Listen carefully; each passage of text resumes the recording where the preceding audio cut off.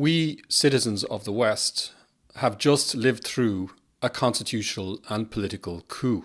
Our political and constitutional systems were usurped and mobilised in 2020 in the service of revolutionary ends completely at odds with the values of constitutional democracy. But unlike violent military coups, in which the levers of power are seized by armed forces, this particular revolution was relatively bloodless, though not without its victims. Essentially, it was a technocratic coup, in which our constitutional liberties were suspended based on an expert utilitarian calculation that this was the only way to save us from a life-threatening disease. We were fed with doomsday predictions by a narrow selection of experts.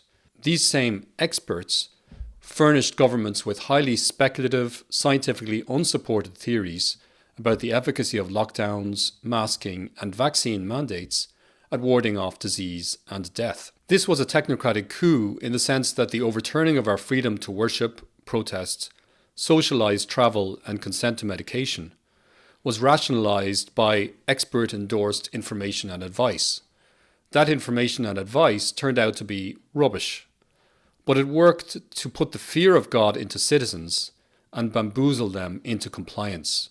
Many of our freedoms have been restored, but I would venture that we have not seen the last of this technocratic revolution. There's a lot of political rumbling about a climate emergency. It doesn't matter that the root causes of climate change, and especially its remedies, are complex and scientifically contested. All that matters is that governments now have a pretty well-rehearsed playbook for pulling off another technocratic coup. So let's be ready for them this time.